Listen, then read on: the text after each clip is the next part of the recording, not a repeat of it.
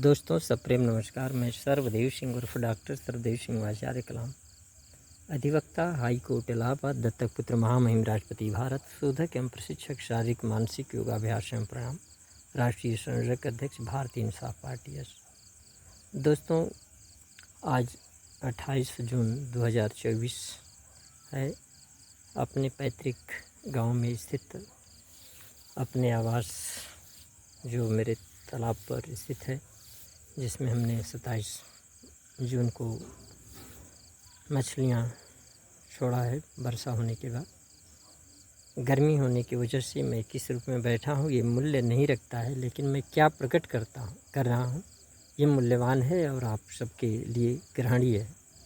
दोस्तों माननीय प्रधानमंत्री नरेंद्र मोदी जी, दामोदर दास नरेंद्र मोदी जी अपने तीसरे वर्ष के कार्यकाल में अभी हमारे मुख्यमंत्री जी घोषणा पाकिस्तान और भारत की तुलना करते हुए व्यक्त कर रहे थे कि 80 करोड़ लोगों को फ्री में राशन, मुफ्त में राशन देने की बात। ये सबसे महत्वपूर्ण है दोस्तों कि आज भारत के कृषि उत्पादन से लेकर तमाम उद्योग धंधे राष्ट्र में बढ़े हैं। लोगों को जो शारीरिक मानसिक किसी भी तरीके के जिनके पास क्षमता है उसका उपयोग करने का अवसर 15 अगस्त 1947, 26 जनवरी 1950 से बढ़ा है, बेहतर हुआ है। हमारे शासन प्रशासन, पुलिस, सिविल, विधायिका, न्यायपालिका तमाम चीज़ों की सक्रियता की वजह से उनमें सुरक्षा की भी स्थिति बढ़ी है और सबसे बड़े इलेक्ट्रॉनिक मीडिया के डेवलपमेंट से संचार का भी, संपर्क का भी अवसर बढ़े हैं। ऐसी स्थितियों में हम किसी पड़ोसी से इस तुलना करने की बात करें और ये कहें कि हम 80 करोड़ को जनता को मुफ्त देने राशन दे रहे हैं, तो वो कौन सी स्थिति है? ये संकेत करता है कि हमारे 80 करोड़ जनता भूखमरी के कगार पर है। अगर भूखमरी के कगार पर नहीं होती तो हमारे वो संसाधन शिक्षा पर, संचार पर, साइंटिफिक इन्वेंशन पर खर्च होते। ये अपने आप में विश्व में जो दर्पण की तरफ भारत दिखा रहा है वो ये बता रहा है परिस्थितियाँ, आंकड़े कि हमारे 80 करोड़ भारत राष्ट्र के 80 करोड़ जनता भूखमरी के कगार पर है, जिसको वहाँ की सरकार चाहे मुद्रास्फीति बढ़ा करके, चाहे इन केन प्रकार जो सार्वजनिक डेवलपमेंट के, सामूहिक विकास के जो कार्यक्रम होने चाहिए, शिक्षा, समता, मानव संसाधन के उत्थान के लिए जो संसाधन लगने चाहिए, वो लोगों को भूखमरी से बचाने के लिए सरकार, यहाँ की भारत की सरकार उपयोग कर रही है। ये नज़रिया सोचने का है। तो दोस्तों तत्कालीन परिस्थितियों में 15 अगस्त 1947, 26 जनवरी 1950 से लेकर के अब तक की परिस्थितियाँ क्या है? उस समय की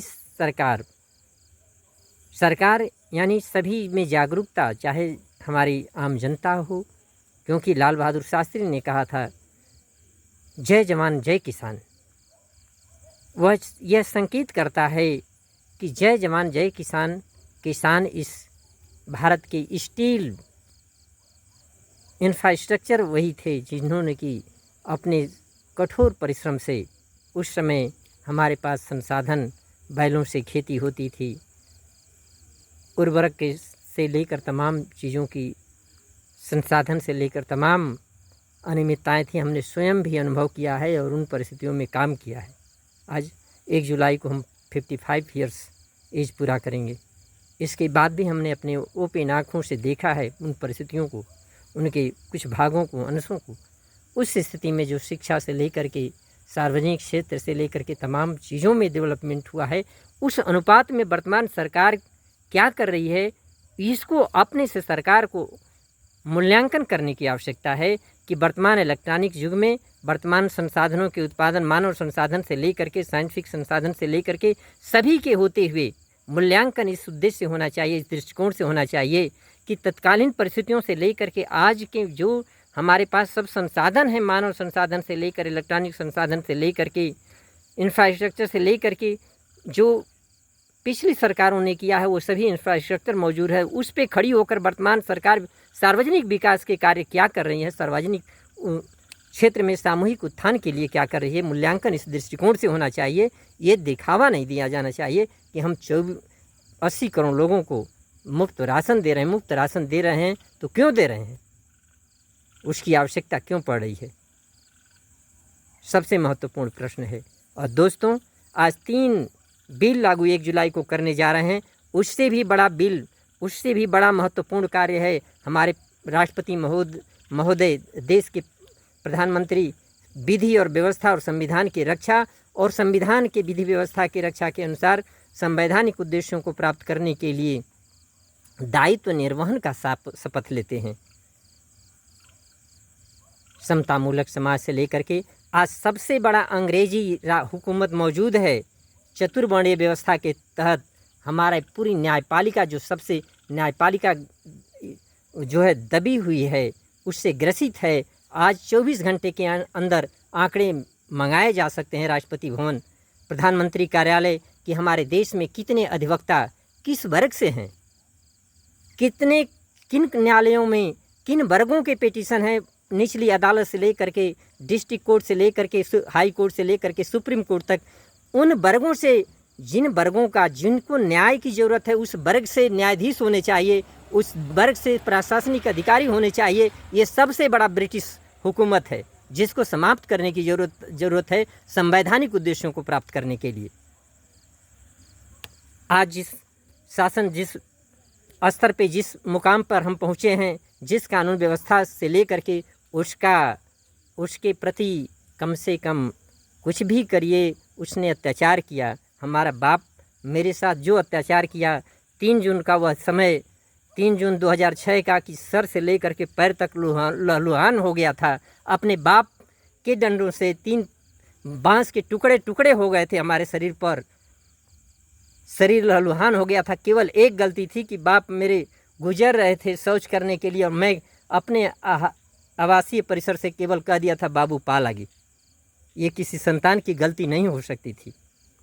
और दूसरी गलती ये था कि जहाँ पे वो बाप रोटी खा रहा था, उनका वो गुलाम स्वयं था बाप। वो न्याय अन्याय को नहीं देख सका। जिस बाप से मैंने पूछ करके नींव खोदा था, उस बाप ने, जिन्होंने नींव खोदने के बाद सबसे बड़ा पैतृक भाई आकर मेरे साथ मारपीट किया, आँखों पर मेरे खड़े ईंटा पटक दिया जिससे आँख फूटते हुए बची। वो बाप नहीं पूछ सका कि आखिर इसके साथ ये जाति क्यों कर रहे हो, तुम तो हमारी बनाए हुए, इसने जो बनाया है बचपन से लेकर के यहाँ तक जो पढ़ा, सीने भर माटी फेंक करके जिस आवास में रह रहे हो उसको बराबर किया, वहाँ रह रहे हो। लेकिन वो आज छप्पर के लिए एक विषय ज़मीन में नहीं खुद रहा, तुम मारे क्यों हो, ये बाप नहीं पूछ सका। वो 14 दिन जेल में से निकलने के बाद जब मैं आया अपने परिसर में 3 जून को, और मैं गुजरते हुए बाप से कहा था बाप पा लगी, तो वह बाप सर से लेकर पैर तक लुहान कर दिया था। लेकिन फिर भी वो मैं मानता हूँ वो मेरा बाप है। तो अंग्रेज़ों ने यद्यपि हमारे साथ जो भी, लेकिन अंग्रेज़ों की जो वर्तमान हमारी राजनैतिक भारत की भौगोलिक स्थिति है, उसके लिए रियासती इतिहास को पढ़िए, उसके लिए जन्मदाता भी हमारे अंग्रेज़ ही रहे हैं। इसके लिए कम से कम उनकी एहसान मत मानिए, तो अपने दिल दिमाग में तो ये रखिए। आज अगर ज़रूरत है सबसे बदलने की, तो आज 24 घंटे के अंदर डिस्ट्रिक्ट कोर्ट से लेकर के हाई कोर्ट से लेकर के सुप्रीम कोर्ट तक वकील कितने हैं, जज कितने हैं और मुकदमे किस वर्ग से आते हैं, इस चीज़ों का मूल्यांकन करिए। और उसमें आवश्यकता क्या है, जजों को किस अनुपात में बढ़ाए जाने की ज़रूरत है, अधिवक्ताओं को किस अनुपात में बढ़ाए जाने की ज़रूरत है, इस पे ध्यान दीजिए, इसको बदलिए। ये आज ब्रिटिश हुकूमत को बदलने की सबसे बड़ी आवश्यकता है। इन्हीं बातों के साथ मैं सरदेव सिंह उर्फ डॉक्टर सरदेव सिंह आचार्य कलाम आप सभी को सप्रेम नमस्कार।